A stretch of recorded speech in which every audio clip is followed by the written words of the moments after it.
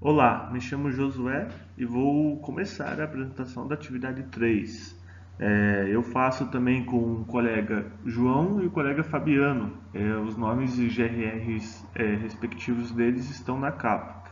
Então, começando essa atividade 3, ela, conforme foi demandado para a gente, ela contextualiza essa forma alternativa de construção, né? E organizei de alguma forma essa apresentação sendo sequência desses tópicos, né?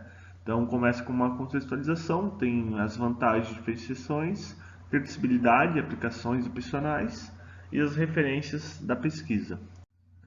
Olá, me chamo Josué e vou começar a apresentação da atividade 3. Eu faço também com o colega João e o colega Fabiano. Os nomes e GRRs respectivos deles estão na capa.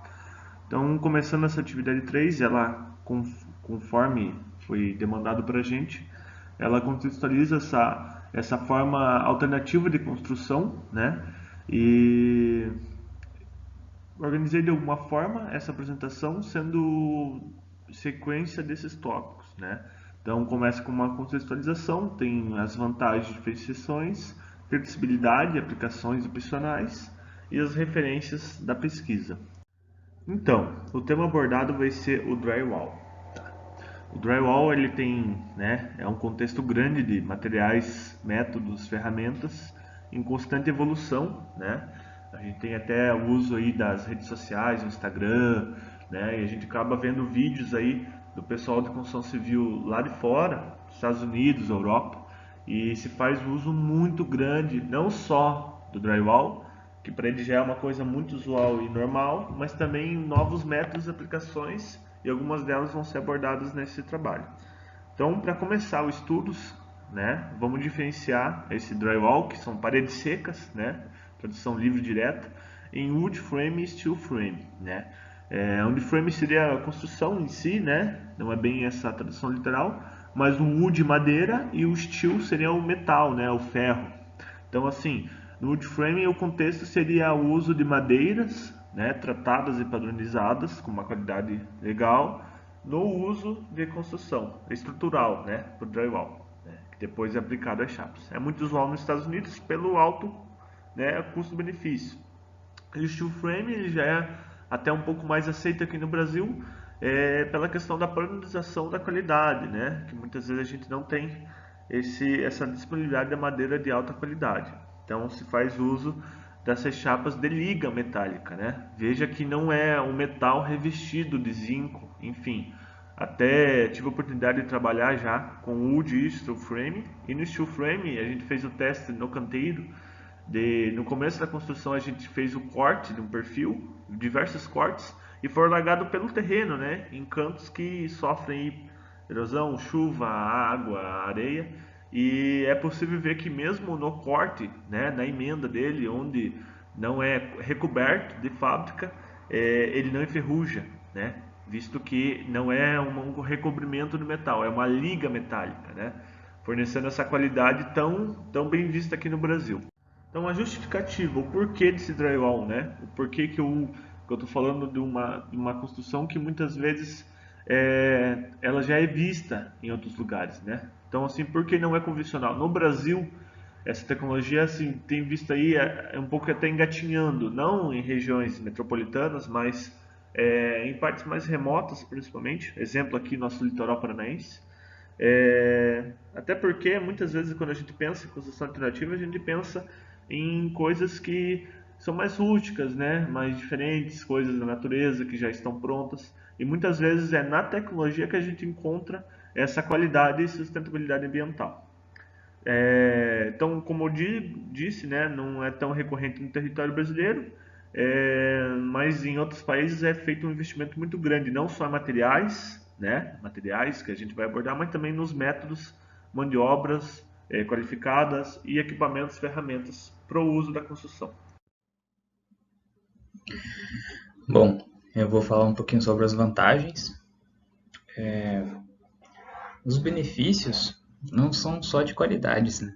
Mas também são ambientais, como o caso da dispersão de resíduos, onde o desperdício ele não passa de 5%, contra 25% dos sistemas tradicionais, e os resíduos podem ser reciclados.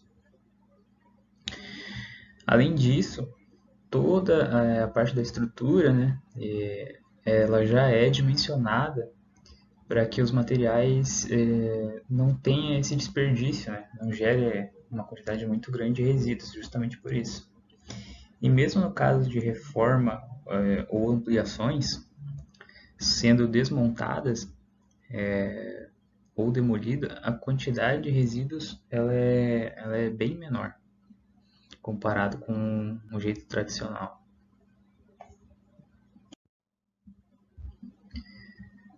Falando um pouquinho também de outra característica, quanto à leveza, né, do material.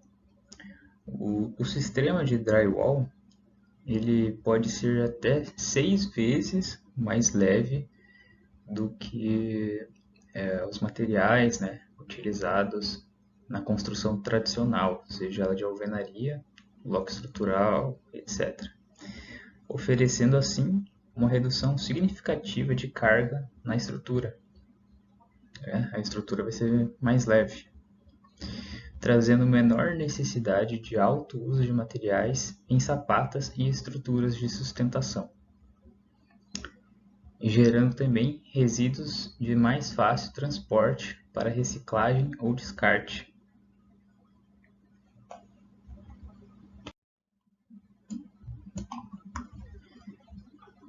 Bom, ele é uma construção rápida e com alta produtividade. Talvez a principal vantagem desse método seja no tempo de execução, além de manter a qualidade, podendo ser montado, desmontado, remontado, dividido em partes para o transporte. Ele é uma construção muito rápida e de fácil execução. O profissional ele precisa, né, ter um conhecimento, mas esse conhecimento é fácil de ser adquirido, e o tempo que você leva para fazer uma construção é muito mais rápido do que a maneira tradicional. Ele também pode ser montado em loco, sendo executado em alguns dias. Construção que em alvenaria demoraria meses, dependendo até anos. Bom, o sistema de construção com o método drywall proporciona uma flexibilidade de layout, sendo a personalização um dos maiores diferenciais desse contexto de métodos, podendo elevar o padrão de acabamento até o infinito, trazendo qualidade estrutural, conforto acústico e térmico, além de detalhamentos e modelagem. É muito usual o uso de iluminação embutida no forro, fornecendo um acabamento desenvolvido e uma estética bem agradável. Há também a opção de itens ou métodos opcionais, diferenciando o custo e aumentando a qualidade. É possível criar salas isoladas acusticamente ou estúdios, além de isolar ambientes termicamente, fornecendo melhor uso de climatização, trazendo o fator ambiental de economia de energia. Conforto térmico e acústico. Além do uso comum de placas de gesso, drywall e OSB, amadeirados e afins, é possível aumentar o rendimento, incluindo entre as chapas materiais fibrosos, como lã de rocha ou lã de vidro, atribuindo características de absorção, atenuação e isolamento dos sons, além de estabilizar a temperatura.